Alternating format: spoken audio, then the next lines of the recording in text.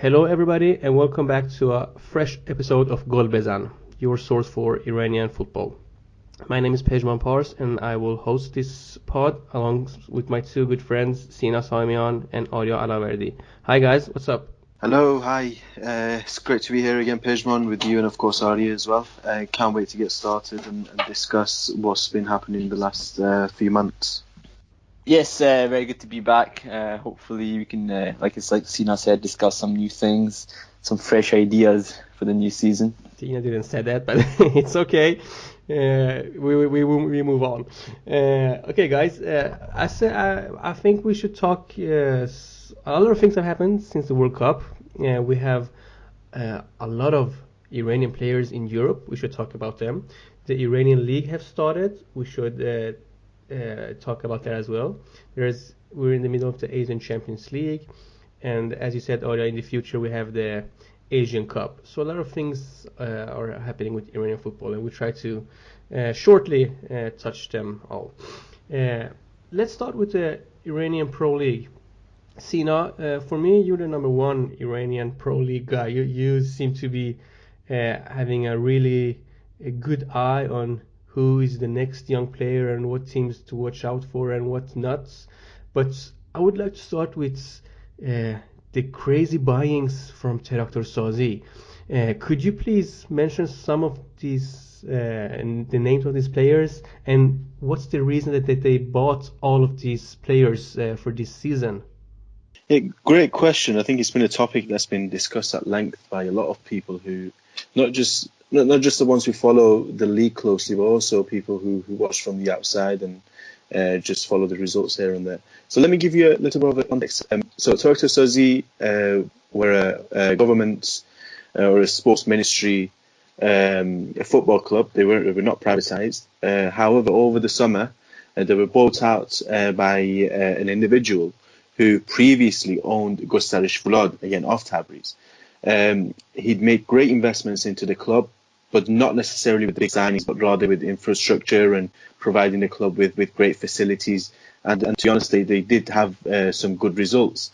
So before this season, when I saw the takeover being completed, I was kind of optimistic for Teraktor Sazi, because it didn't seem like this is a guy similar to what happened with Esi Lazin over 10 years ago, I think it was, where they just wanted to sign players. So that was my initial reaction. But as the summer went on, and going back to your question, there were a lot of big signings. So firstly, they brought in Mohammad Tayyibi, who I thought he was a great signing for them, a very, very good central defender with a lot of experience in the Iranian league. He's a real leader, captain. And I thought he would be a fantastic signing. They brought in Mohsen Furuzan and so on, and then, of course, this was all after they appointed John Toshak, who is a very well-known Welsh manager, former Real Madrid manager. So things were looking good, and then the big signings started to come in. Anthony Stokes, formerly of Celtic and Blackburn Rovers. Ashkan Dejagan, Masud Shajai recently as well. Again, two huge signings. So again, it felt like things are going to the right direction.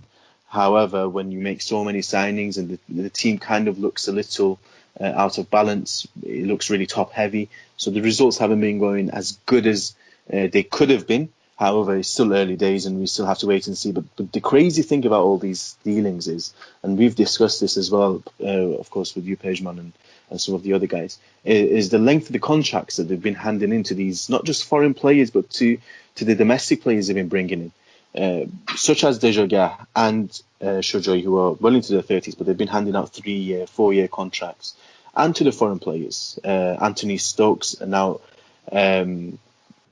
Harry Forrester as well. I think they both have 3-year contracts, which is crazy. You know, in the current financial situation in Iran, it's kind of crazy to give out big contracts like this in a football environment where players generally only last a season, especially at the club right now where they're going through a lot of transition. So you would think the bigger contracts would be given to the younger players who would sort of guarantee the future of the club. So it's been really hectic and crazy, but we have to wait and see until I would say probably January, halfway through the seasons, to see what kind of impact those signings and what kind of impact the new owner has had on the club. But it's been very well. Yeah, Sina, sorry. Is Traktörsazi a Titanic? We're just waiting for the ship to sink. That's why that's why I'm saying we have to wait and see, because it's a massive club, Traktörsazi. You know, this is not a Silazin where they've come out of nowhere and they've just bought the players. This is a huge club with huge support. You know, they get around 60,000-70,000 fans turning up to each home game. We saw them going away to Esteghlal and having almost a lot of fans going away and watching the team. So this is a team with a lot of backing. I would be cautious to say if it's Titanic and the ship is going to sink. However, if they're not careful, they could be in a lot of trouble, because I'm not sure if the owner will. Let's say if this season goes terribly bad, would he carry on with the investment and knowing that the dividends might not be there, even if the team is successful, again because of the way the league is run and so on. So we have to wait and see. But this is a big club with a lot of support, and I genuinely hope it doesn't become a situation like Esteghlal. But if they do get it right, we could be looking at a team, a new superpower who potentially, again, if they get it right, could make big movements in Asia as well on the continental stage in the Champions League. But again, only time will tell. For the sake of the club and the Iranian league and Iranian football itself, let's hope that this doesn't turn out into a disaster. Thank you, Sina, for your great comments. Going to you, Arya, you know, we can't talk about the Iranian Pro League without mentioning the two giants, Persepolis and Esteghlal. Both teams have so far kind of struggled, at least Esteghlal. Persepolis, at the moment when we're recording this pod, are on the third place with 2 wins and 3 draws, and Esteghlal are struggling a bit with only 1 win, 3 draws and 1 loss. Arya, what do you make of the new buyings that Esteghlal have made, and Schäfer now being able to get a team from the beginning? Do you think there's a harder, more demands on him to win the league this year? Yeah, I think, you know, he tried to obviously replace a couple of players here and there. You know, Omid Ebrahimi, one of his main players from last season, left, went to Al Ahly in Qatar. Had a couple of other players leaving, like obviously Majid Hosseini. And, you know, he brought in young players. He brought in younger players, Aghai, Sayed Manesh, Ismail Zadeh. You know, he brought a couple of good players in that he thought could progress on for the future. And a couple in just for now. You know, he's brought in a couple of players who you could say are experienced. Ali Kanemi, Numair, and, you know, Tabrizi, etc., who've played in the leagues, top leagues in Iranian football in Europe. And, you know, I think the issue is he is trying. Schäfer is definitely trying to improve this team. And I think that he's obviously showing that he wants to keep a relatively similar lineup of 11 players than he's been using from last season. And then this season, you know, he's continued playing Ghafouri as a right winger, except maybe in the last game. He's kept sort of the same defence, 1 or 2 players coming in, Danishgar, new defenders come in to replace Hosseini. You know, a couple of players who've come in here and there. But I think the issue is I don't see improvement. I just see similarities. They've lost Majid Hosseini. Okay, it's hard to replace him, but there's not been much development on that. He hasn't, when you're still playing people like Montazeri, who's an important player for the team, but when you're still playing him, and some younger players aren't getting the opportunity, it's a bit of a question mark. However, same on Persepolis' side. I think they haven't really replaced the players that they've lost the right way that Esteghlal have. So Are you thinking of any special player in Persepolis that you need to see any special player from last season that needs to be replaced? Well, I mean, obviously they've had a transfer ban, so first of all they can't really replace. However, and obviously they brought in Torabi and Rafi, so that they're good players, experienced players. But what we need to see is we need to see a bit more development in terms of youth players. We haven't seen that as much from Branco. Branco's still playing.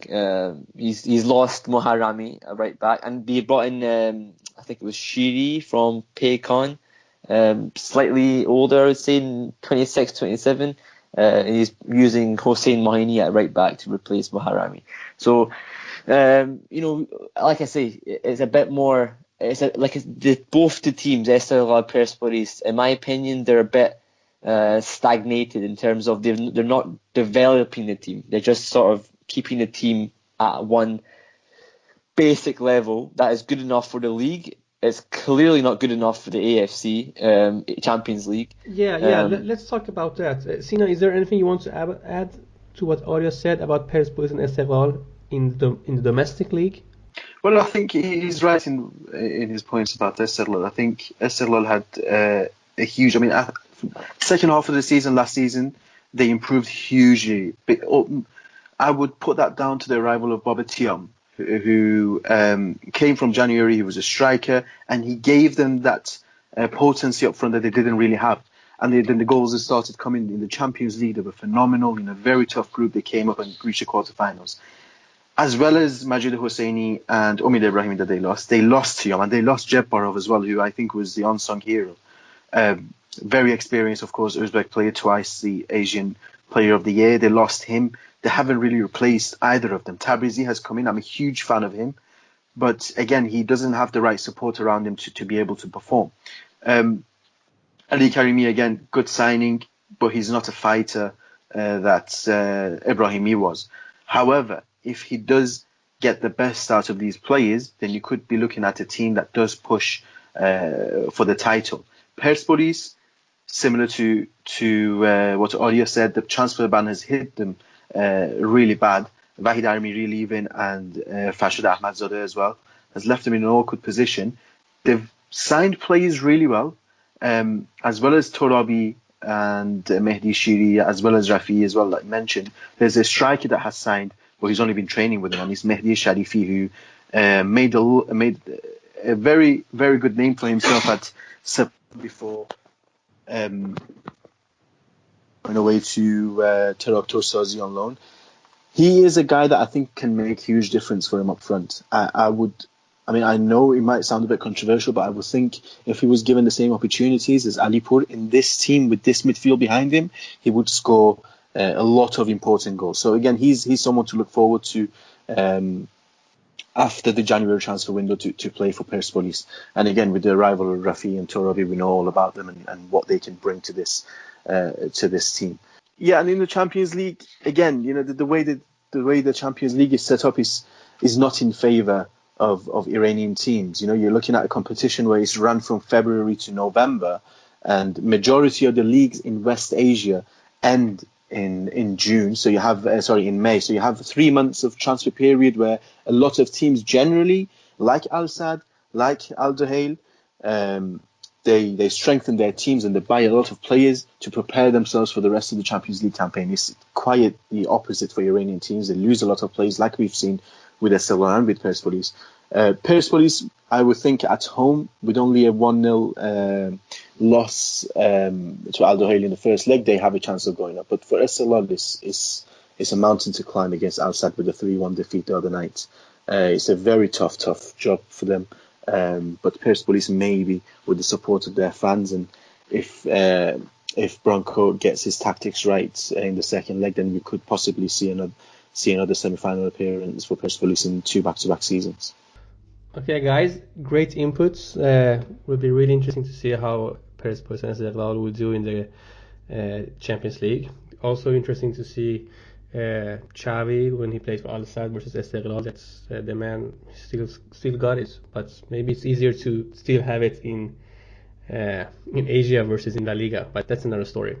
Let's move forward to something that's for me and I think a lot of fans quite a joyful session, and it's all the European players that we have now. I mean, we're almost losing count now, but we're not going to talk about all of them, but a quick recap for maybe some of the most interesting players. I will give you here. We have Amir Abidzadeh, who was in the World Cup squad, a goalkeeper for Maritimo in Portugal, who seemed to be playing regularly week after week. And let's say if we have like this starting 11 kind of European players, we have interesting defenders in Morteza Pourali Ganji in Belgium. And guys, what's the name of that club? Eupen, yes. Yeah, it's not really team that you will follow. What's interesting about the team is that their coach is Claude Makélélé, the famous Real Madrid and France player, and also they're part of this Qatar development teams that they have in Europe. And also we have Majid Homeini in Trabzonspor that's been doing good. He's playing regularly. Just missed the first game. I think he was a sub. And then we have the interesting case with Ramin Rezayan, who just got released from Ostende. But we know that Ramin had a great World Cup, and we don't know what's happening with these players, why they're not getting clubs, because Ramin's performance should give him a European spot, but the reasons are something that we don't know. It could be financial reasons. It could be maybe have problem with his agents, or maybe with Rezayan's own demands. We don't know that yet. But then we have Milad Mohammadi on the left, who plays for the Russian team Akhmat Grozny, and I actually talked to his agents, or what I understand, he has several agents, kind of thing, and the aim is to take him to Europe. The first idea was to take him to Europe after the World Cup, but he didn't play the full 390 minutes, so it was kind of hard. But hopefully for the next transfer window in January, we'll see him in a European league. I mean, the continents, so, because Russia is Europe. And then we have the central defenders. If we're going to do this 4-2-3-1 or just 4-4-2, I don't know. It's just numbers, to be honest. We have Said Ezatolai. That's he's still with his club, FC Rostov, but he's not getting any play time. So is he getting released, or are they talking about maybe renewing his contract? I mean, that's things we still don't know, but he had a great World Cup as well. He's a young talent, born 95 or 96, I believe, so he's like 22 years only, 23 next year. Of course, Vahid Amiri, for me, one of the biggest surprises in the World Cup.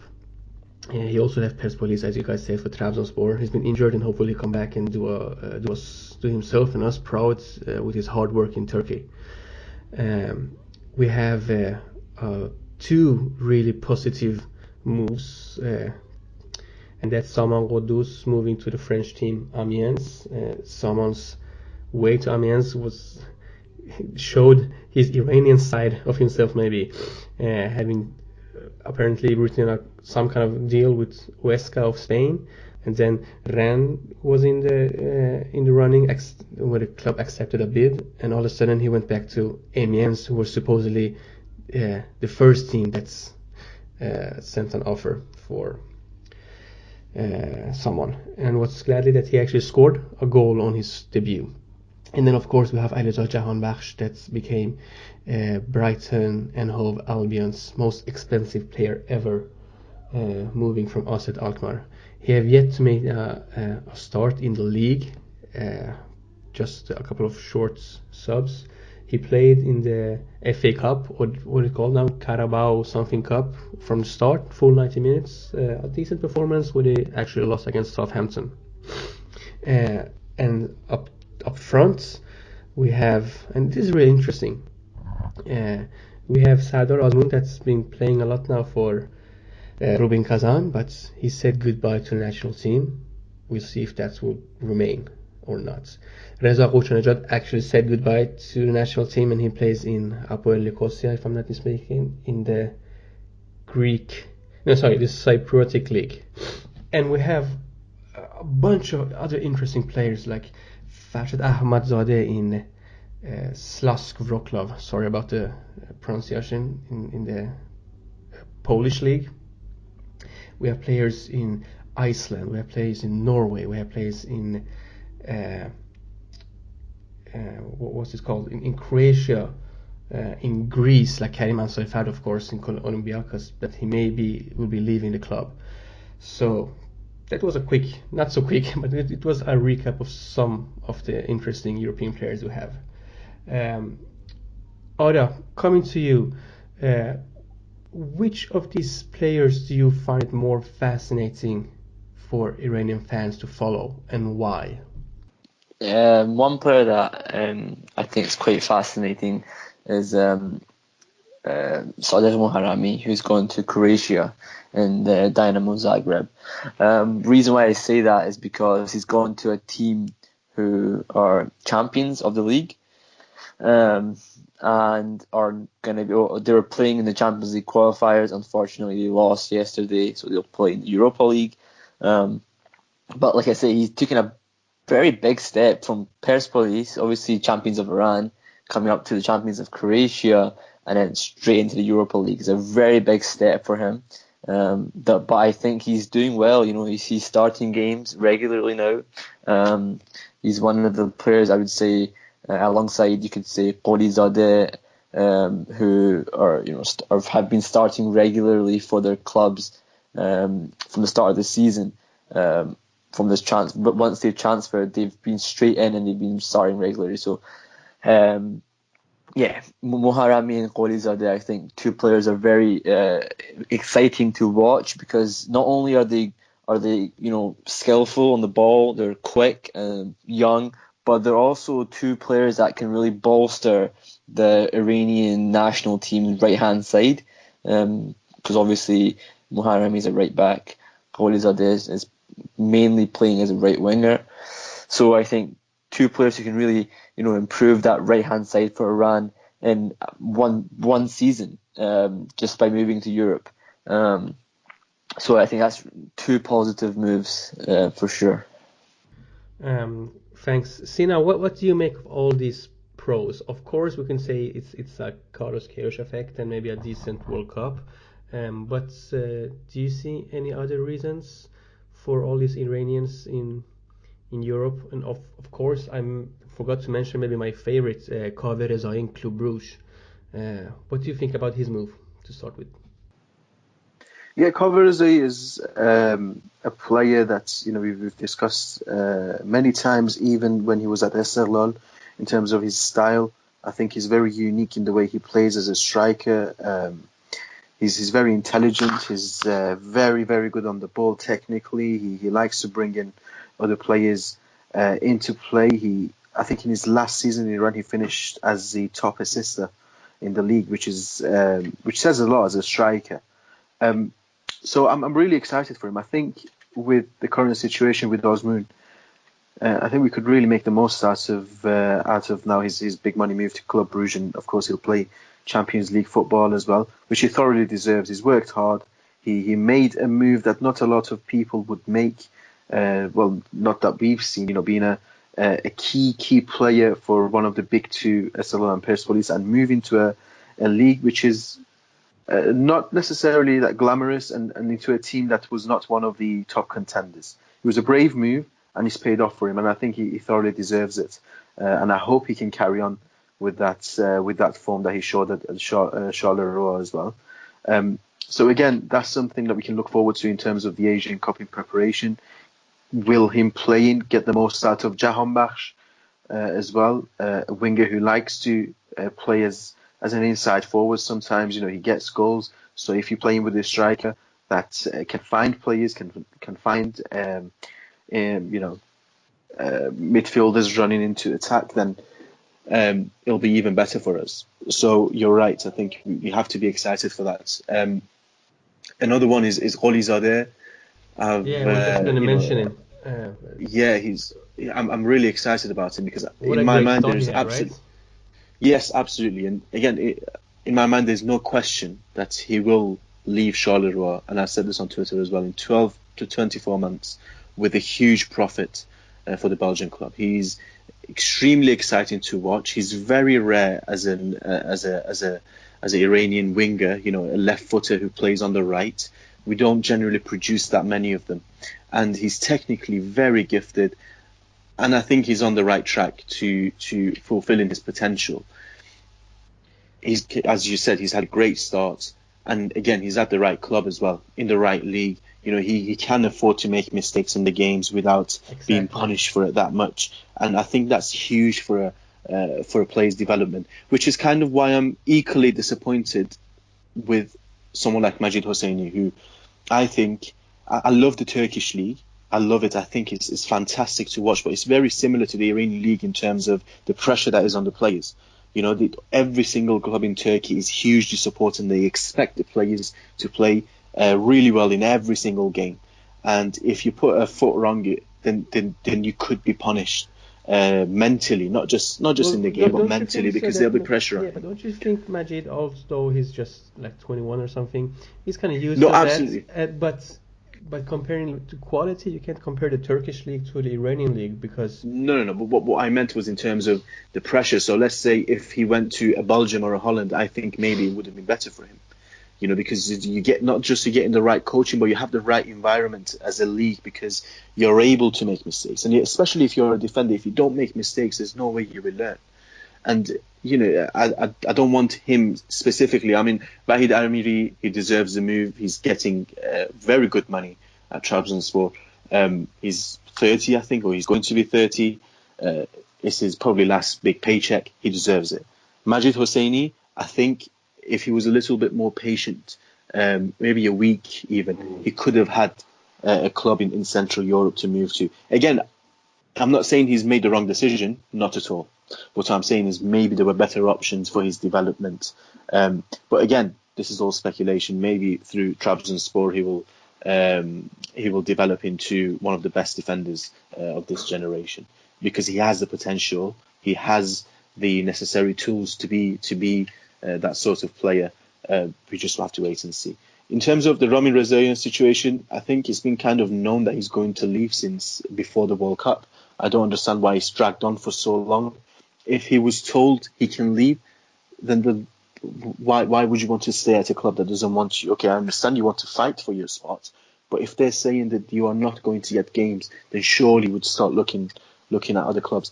He wasn't the only player who performed fantastically well in the World Cup, and he should have used those performances straight after the World Cup to look for a new club. Because now we're approaching the end of the transfer window. Every club that needed to strengthen has strengthened. There's not a lot of teams will wait until the last year of transfer window to get a first choice right back. And I think he's put himself in an awkward situation now where probably his main suitors will be Traktor Sazi, who are looking for a right-sided player, and he'll be left with that option only. So I'm slightly disappointed by him because I know he wants to play in Europe, and we can see obviously with the stories and on Instagram, the famous ones. But I think maybe if he had the right advice, he would have acted sooner to look for a club. I think he had a disappointing season this and the last season. He didn't play as many games as he should. Again, it takes a lot to adapt to a new footballing environment, a new level of football. But I think he should have been more proactive straight after the World Cup to look at options, to look at other options in different European countries to see what comes along. yeah, and what's interesting, what you guys been saying is that I mean we have so many Iranian players playing in Europe or going to play in Europe like Ramin, and we haven't mentioned players like Omid Nurafkan. Is that we at least I'm sure you guys are worried too that the Asian Cup is knocking on the door. It's starting in January, and Iran is left without a coach. There's a FIFA week coming up now in September, and we don't have a squad mentioned yet. We're supposed to play against Uzbekistan in Tashkent, and what I guess that game will be cancelled. Queiroz is, I mean, he's fed up, which we have been a lot of times, but this time the question is, what can we expect from Iran moving out like this for the Asian Cup? I mean, is it enough to just have a lot of good players to actually be the best in Asia, or should we just forget about it now and maybe hope for the next World Cup? Arya, you can start. I think we'll have a youthful team. The issue, like you say, is just enough. I don't think it is because we saw teams like Japan, South Korea doing fairly well in the World Cup. Getting results against big teams. The issue will come if we don't keep Queiroz. It's more about, can we progress from the performance that we had in the World Cup? Can we play the same way? Will the team be the exact same in terms of mentality and understanding of the tactics? Will it be the way Queiroz played it? Or if a new coach comes in, will he strip everything and then start off fresh? And the issue will come that if we're losing players like some of the old guard, like Dejaga and Shojai, Montazeri, players who have been with the team for many, many years, and we're going to have new players coming in replacing them, will they be able to step up to the plate and lead the team to a success, a trophy that we haven't had in a long, long time? Big responsibility on young shoulders, but hopefully the moves to Europe allow the players to understand the competitiveness of playing in big games, because players like Nuraf Khan, players like Burizadeh, etc., they'll play competitive, tough games. They'll lose games, but they'll need to get used to that. And I think in Iran it's different. It's a different mentality. It's not the same pressure. Whereas in Europe it's much, much harder. You need to learn from your mistakes. You need to deal with it. So hopefully that gives them a bit more of an understanding of the pressure on their shoulders and how they need to deal with it in January when it comes. So hopefully that's something that we can work on if Queiroz does stay.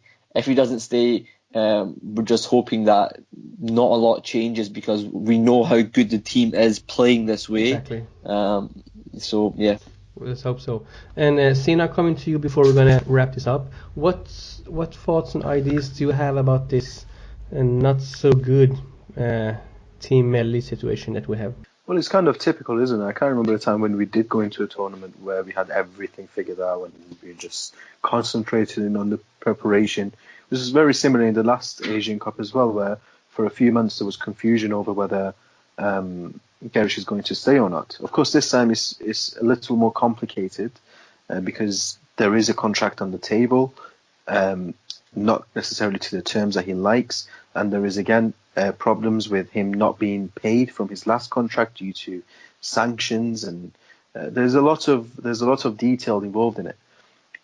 South Korea were supposedly his biggest suitors, and they appointed Paulo Bento a couple of weeks ago. So that option is gone for him. Maybe it will indirectly pressure him into staying as Iran manager in the Asian Cup and then make a permanent decision afterwards.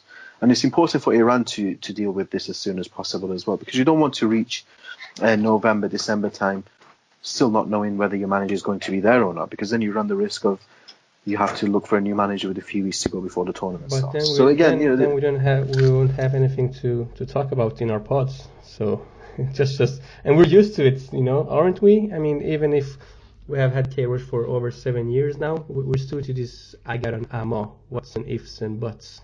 Exactly. So that's why I said it's kind of typical of us, because I can't remember the time we went into a tournament where we had everything figured out. So we are used to it. It's just the outcome is generally kind of unknown, what will happen.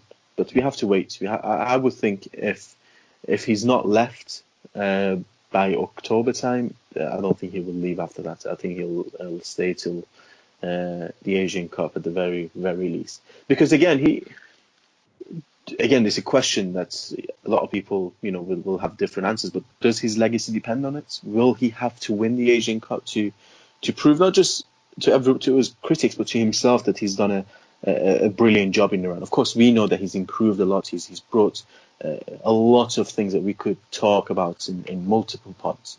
But for his own CV, for his own legacy, for his own thoughts and ambitions, would he have to win the Asian Cup to prove to himself that he's done a great job? So maybe that will also motivate him to stay for another 6 months at the very, very least. Yeah, well, let's hope so. I think we're all in the pod, and all our Iranian fans want Carlos Queiroz to stay and hopefully get a long-term contract, maybe, or at least for the Asian Cup.